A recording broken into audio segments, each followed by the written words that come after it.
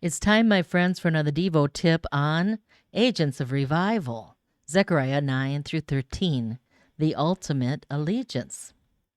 I wish voting booths came with these instructions.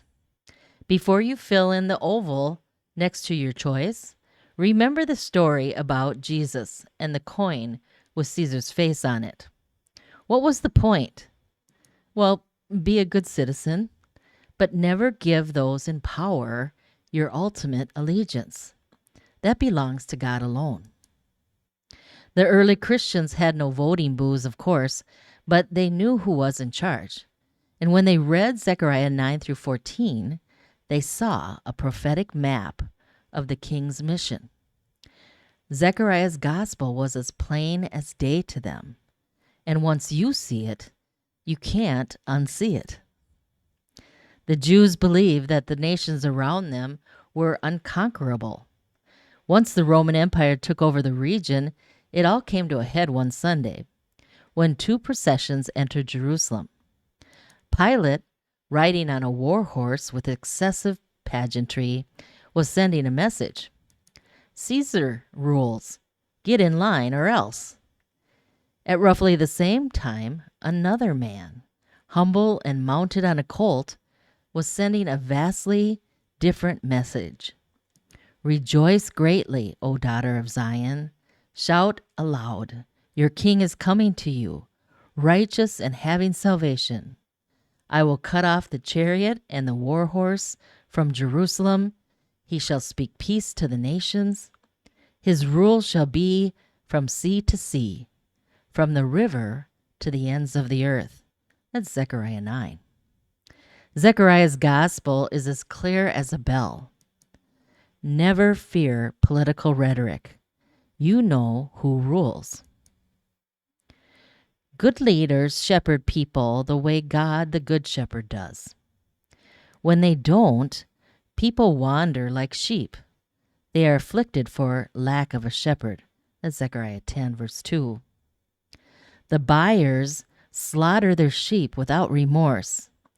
The sellers say, "Praise the Lord, now I'm rich." The shepherds have no compassion for them. They don't care for the dying, nor look after the young, nor heal the injured, nor feed the healthy. Woe to the worthless shepherd who abandons the flock. Zechariah 11. Yes, Zechariah's gospel is as plain as vanilla ice cream. Never view leaders as saviors. Only the Good Shepherd can rescue sheep.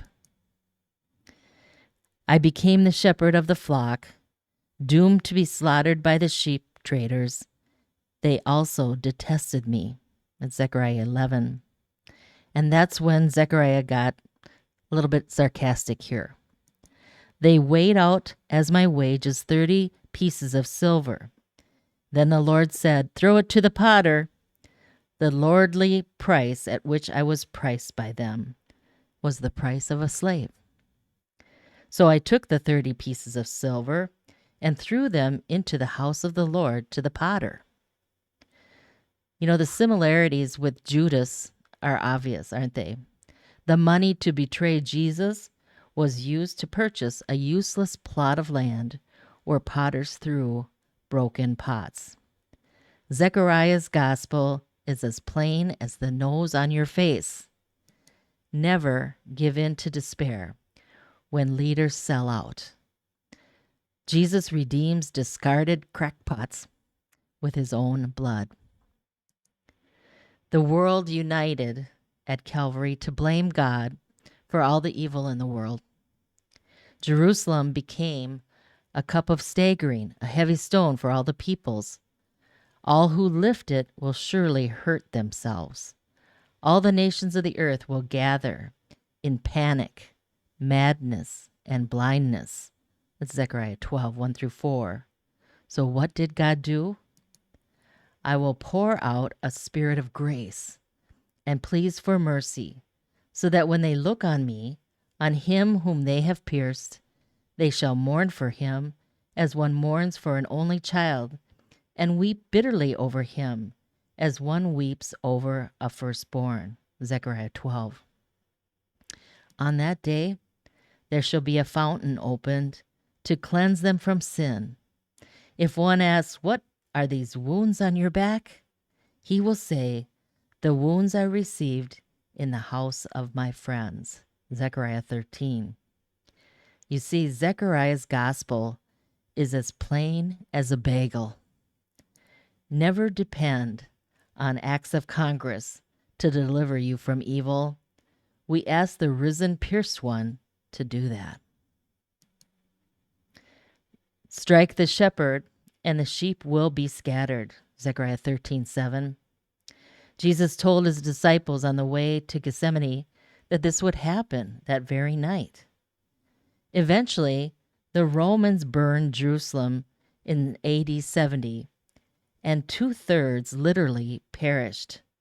However, the remaining 1/3, being refined by fire, as one refines silver, said, "The Lord is my God." Yes, Zechariah's gospel is as clear as crystal. Never underestimate the power of God's refining fire. It reveals your ultimate allegiance.